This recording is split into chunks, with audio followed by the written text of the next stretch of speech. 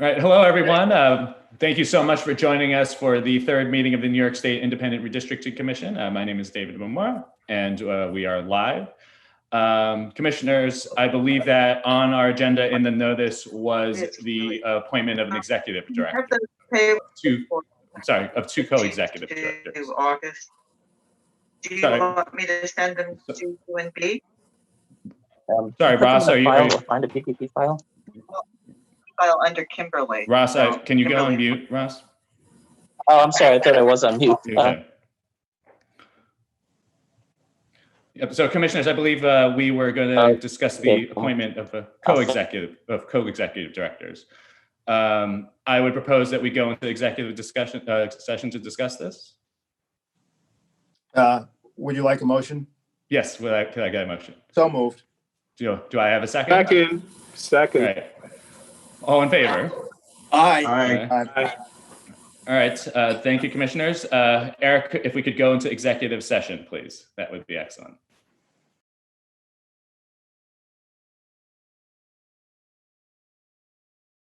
All right, we are back from executive session. Thank you, commissioners. We have reviewed the resumes of two potential candidates for co-executive director, Douglas Brakel and Karen Blatt.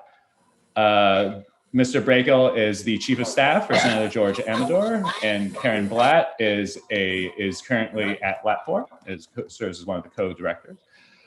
Do I have a motion to approve Mr. Douglas Brakel and Karen Blatt as co-executive directors for the New York State Independent Redistricting Commission? I would so move. So moved. Do I have a second? I have a couple of seconds as well. Second. Okay. So, all in favor? Aye. Aye. Excellent. All right. We have approved Karen Blatt and Douglas Brakel to be co-executive directors for the commission. Other orders of business. So I know we had Commissioner. Yes. I was going to say, Commissioner Commissioner Memora, sorry to interrupt. We had confirmed last time that the salary for those co-executive directors would be $145,000 per annum, correct? That is correct. Yes.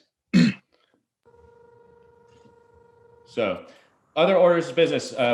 We had discussed at our previous meeting the potential election of a chair of this commission.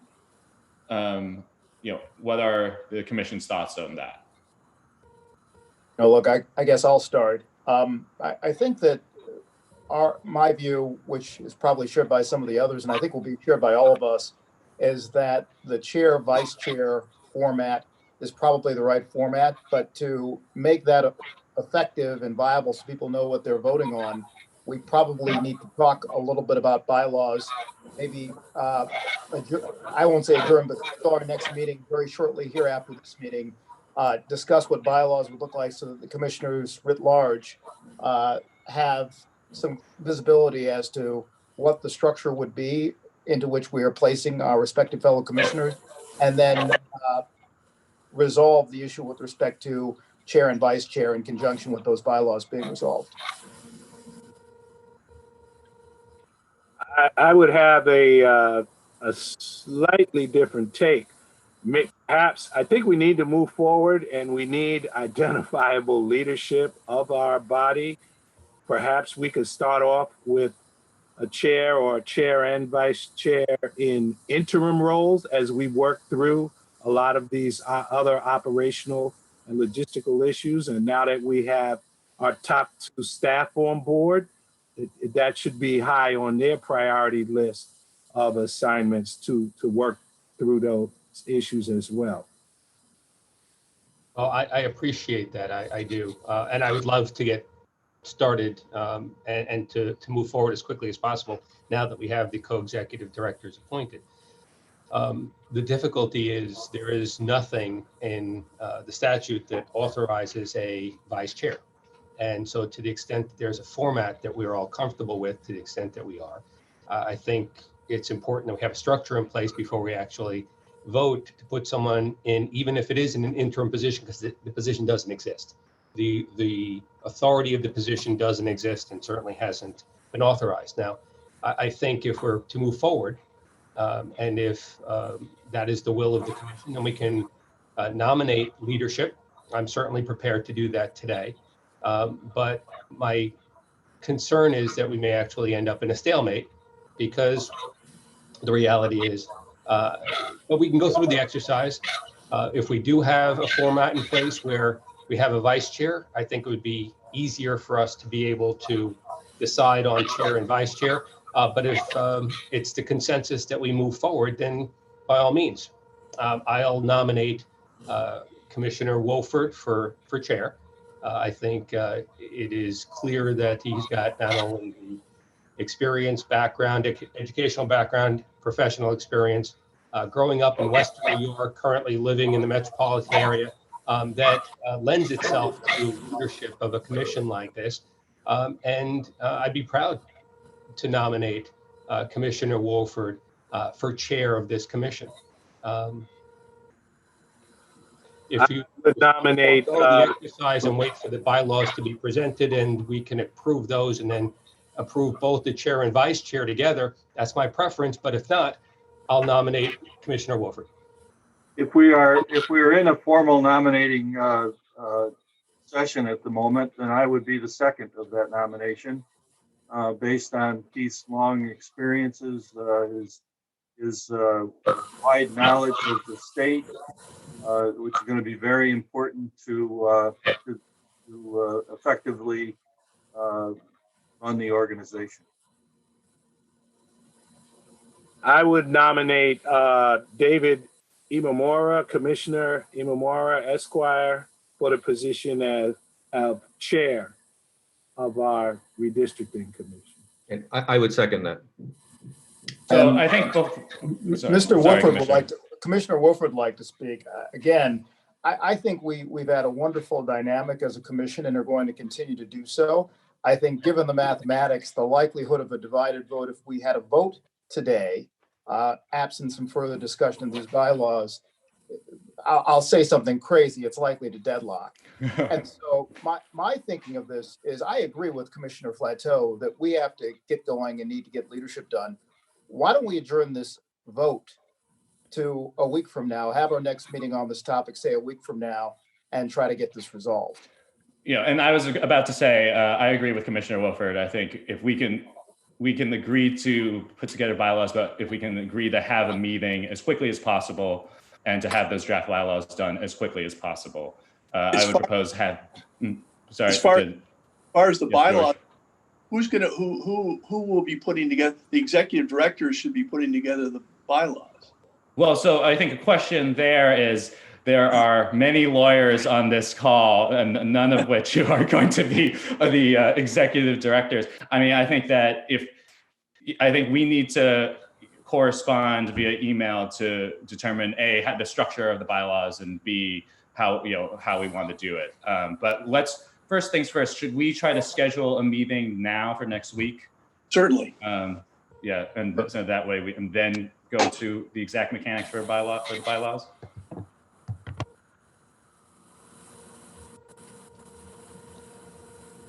I think that is a good strategy, David, if we can do that. Yeah, so we had been meeting on Wednesdays, and I forget why we did Thursday. Because it was right, because it was Veterans Day. Yes. My law firm does not respect federal holidays in that context. I don't know, Keith. What about you? How about 11 on the 18th? So that's 6 days from today, Wednesday the 18th. Fine. That's well, I won't be available for that. Okay, how about Thursday the 19th at 11? Yes. Thursday the 19th, I have a competing board meeting. The only time I can't meet is 11. I can meet earlier in the morning or in the early afternoon on. But how about Is that 2 10 p.m.? o'clock on Thursday? 9 o'clock on Thursday? that would be fine with me. Sorry, what about the afternoon on Thursday? I can meet either of those days, but not between 1 o'clock and 2 o'clock. And I cannot do between 2 o'clock and 4 o'clock on Thursday. So How about Sounds 9 like a.m. morning on Thursday? How about noon on Thursday? I can do noon on Thursday. Well, Yes. you know, if we can't do it any other way, but it's taking me out of a board meeting. Wait, And So what about 30? 10 or 11 Really a.m.? want to be. yeah, Commissioner Nesbitt, when are you out? I think you said you couldn't do 11. the board meeting is from, and it's a similar format to this, 11:30 to about 1. So I could do 1 o'clock on Thursday. No, I could. okay, that's a no. How about 10 a.m. Thursday? About 10 a.m. 10 a.m. Thursday. 10 a.m. I could do that. 10 a.m. Yes. Thursday. Does that, Elaine, Jean? I can do that. I'll be on the road, but I'll pull over to do the meeting. Yes. Oh, Elaine, I don't want to do that to you. Okay. I'll be on my way to Okay. New York City It sounds like 4 o'clock is the only time you guys have, really. and then get 4 back to on 5, the road. and then have a drink after. Right. Just to, I I got heard that. the Hollywood Squares on my screen. Was everybody okay with 10 a.m. on Thursday Yeah, or not? 10 a.m. Yes. Jack, okay. All right, Yes. 10 a.m. All right, Yes. so our next meeting will be at 10 a.m. on Thursday, November 19th.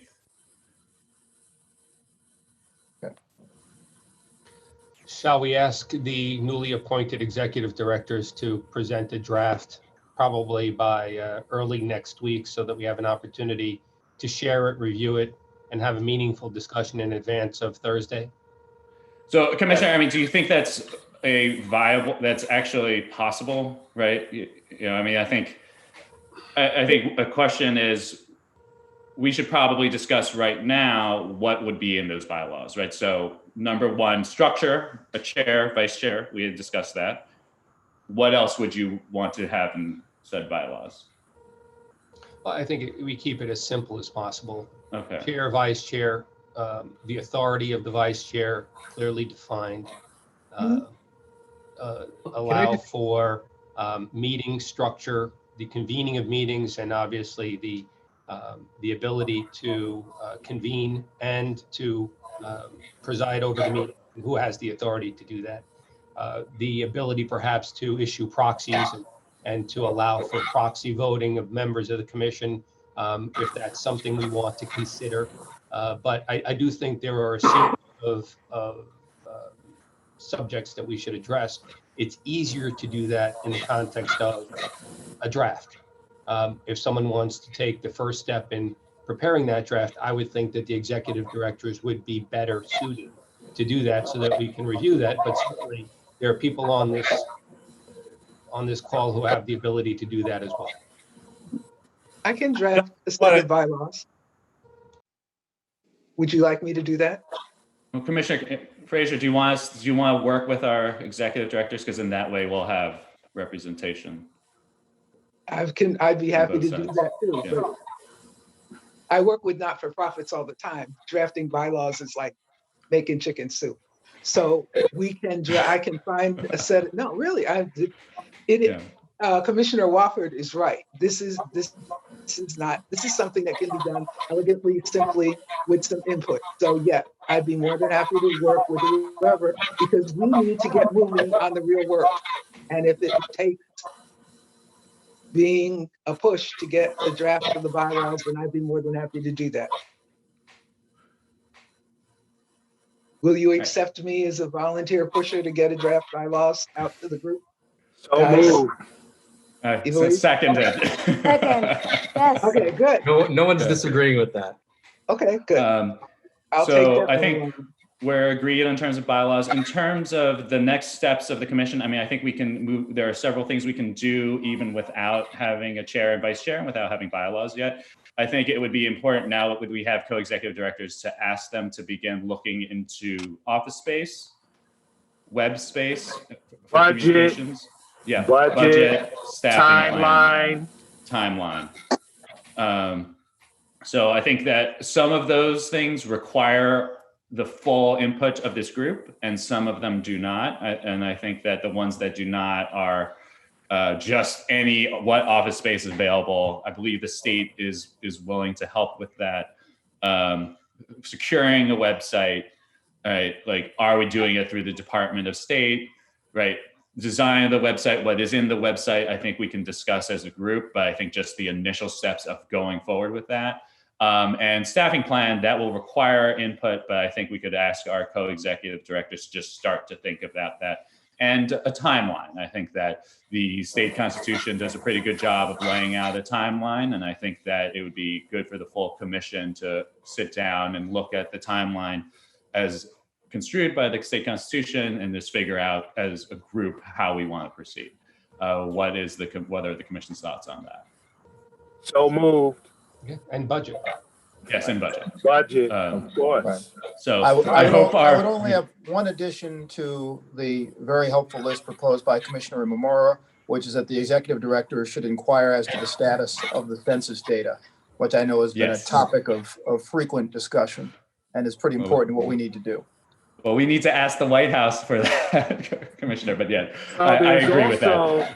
There's also the current data for the current lines that to me would be a baseline for us going forward, right? We have to look at what's in front of us as a point of departure. So I think investigating our access to not just census data, but the current lines data for redistricting.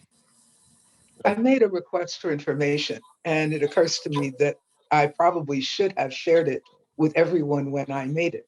And I made it because we need some base information, and we should have a common base of information about what exists, the numbers that were the basis of its formulation, and the mathematics that were part of the discussion of representation. And I can send you that list of requests, and that way everybody has it, and you can add to it or say, I don't need that if you want to, but it's a beginning. And if you can accept my considerable ignorance as a starting point for a beginning of a request for information from our executive directors. Want it?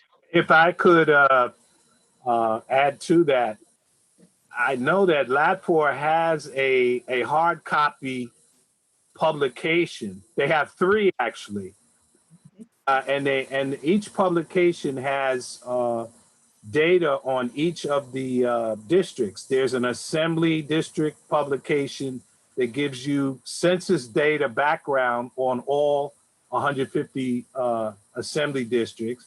There's a state Senate booklet publication, hard copy, and there's a congressional publication. We might want to request, 10 sets of those documents for all of the commissioners to have at their fingertips as we move forward. And those are official LATFOR publications. So Karen, I know you're listening. If in your final waning days at LATFOR, if you could have those distributed, that would be excellent. But yes, I'm sorry, Jack, did you just, Elaine, because it includes, I'll send you my list because it includes computer access, data access, etc. Yeah, that would be excellent, Elaine. Because today's exercise is a reminder that we need a little more support in this area than we currently have. So I put together a list. I also put together a list of technology because a good ally of mine told me the moment we were reintroduced to each other is that he's not making, I hear you laughing in the background, he's not making the trip to wherever this phantom office is. So the reality, it's like, I ain't going. So I feel that the best thing that we can do for each other is be honest about what we are willing and are able to do and get the technology to back us up. I mean, they appointed us knowing we were scattered here and there. Let's go get what we need to do the job they want us to do where we can and are willing to do it. And I think it actually saves some money, but that's not my motivation. My motivation is to get us up, running, started, and informed on an equal basis now, not later. We ask better questions if we get the core information now. That goes for our conversation with the Census Bureau. Yeah, I agree, Elaine. And if you could circulate that, that would be excellent to the full commission. So I think we've given a lot of work to our new co-executive directors. I hope they are taking good notes on this call. Is there any other business before the commission that anyone would like to bring up before we adjourn? Have a great week, everyone. All right. Do I have a motion Thank to you, adjourn? everyone. Yes. So So moved. moved. Second. All right. Bye. All in favor. Thank you so much. Thank you. This Thanks, meeting is everyone. adjourned.